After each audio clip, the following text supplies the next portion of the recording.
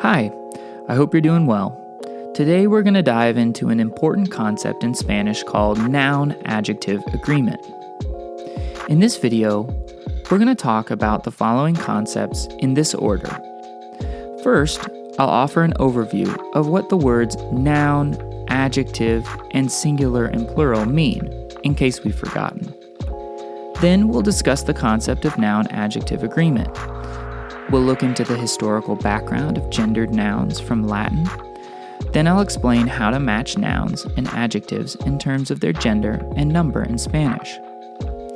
After that, we'll complete some practice problems. Then I'll explain gender-neutral adjectives and how to use them. And at the very end, we'll do some final practice examples with multiple choice and fill-in-the-blanks problems. Ready?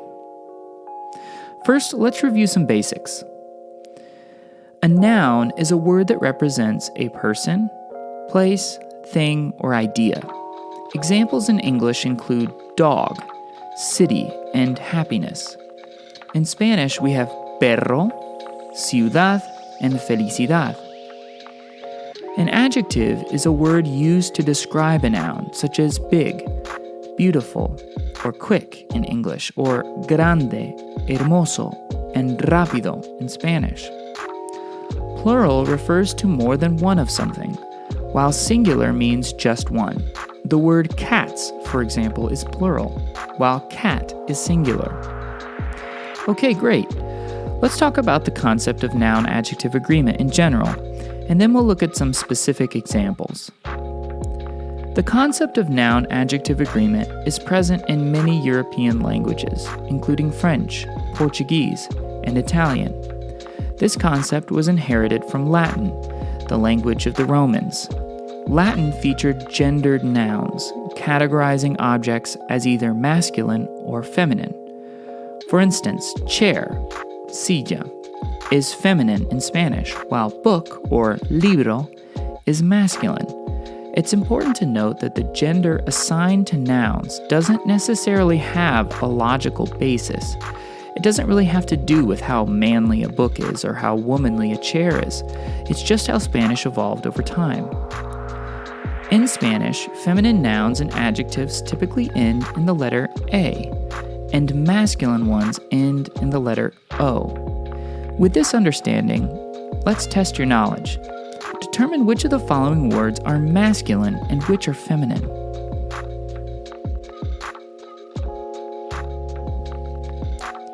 Do you think you got it? Here are the answers. How'd you do? Remember that feminine nouns and adjectives typically end in the letter A, and masculine ones end in the letter O. So now let's talk about what noun-adjective agreement means. Put briefly, noun-adjective agreement means that in Spanish, nouns and adjectives must agree in terms of their gender and number. This means that when you're describing a masculine noun, you must use a masculine adjective. And when you're describing a feminine noun, you must use a feminine adjective. Similarly, plural nouns need plural adjectives, and singular nouns need singular adjectives. For example, to say the chair is red in Spanish, since chair, la silla, is feminine, red must also be in feminine form. La silla es roja.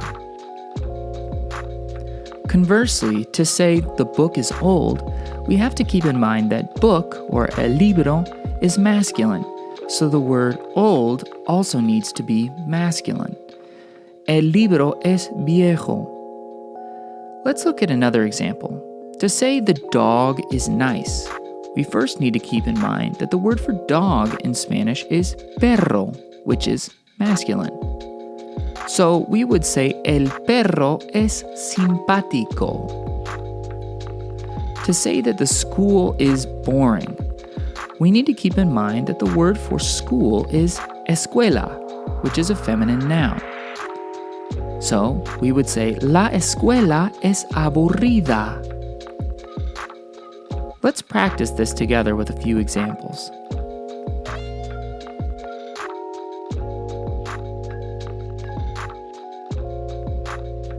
How did it go?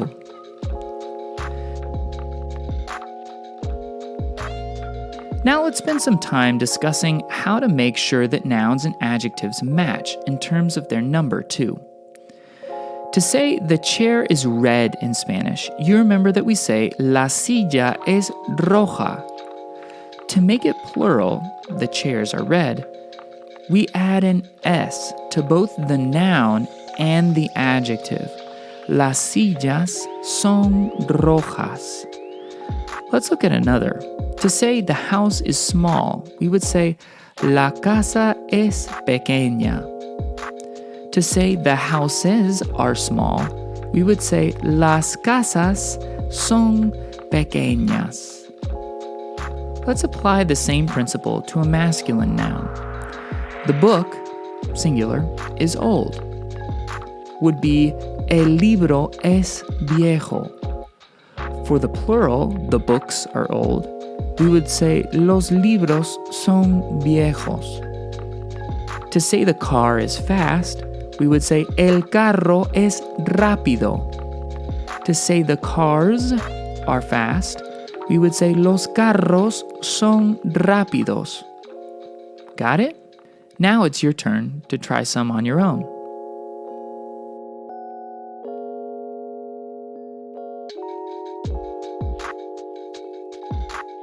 How did you do?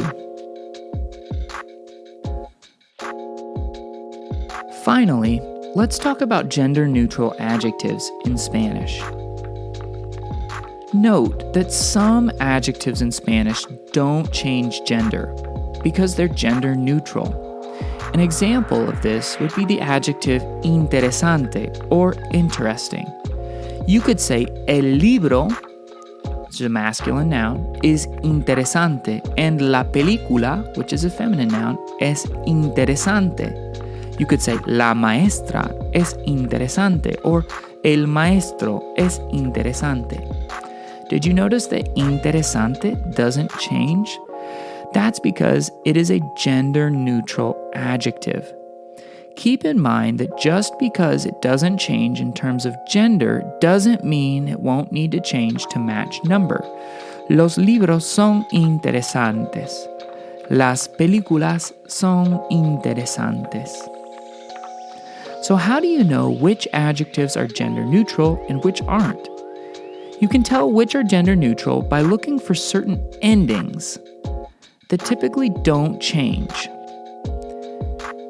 These gender-neutral adjectives often end in the letter E or ista or certain consonants like L, N, R, S, and Z. For example, grande and feliz are used in the same form regardless of whether the noun is masculine or feminine. Here's a list of gender-neutral adjectives. Feel free to save a screenshot of this list if that would help you. Okay, let's put this all together.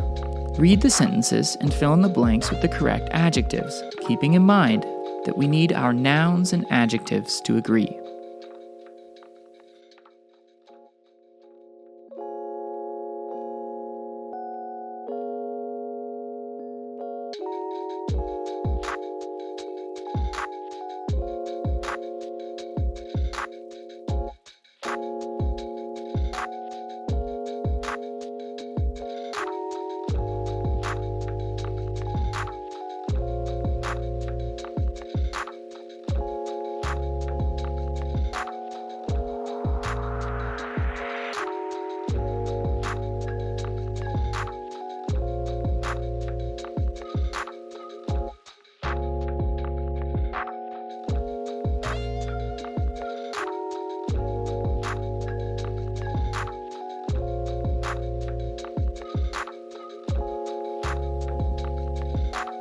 How did you do? Muy bien. Thank you guys for watching. I hope this helped clear up any confusion about noun-adjective agreement in Spanish. If you have any questions or concerns, feel free to leave me a comment and I'd be happy to help. Don't forget to subscribe and hit that like button before you head out. Hasta luego, amigos. Nos vemos.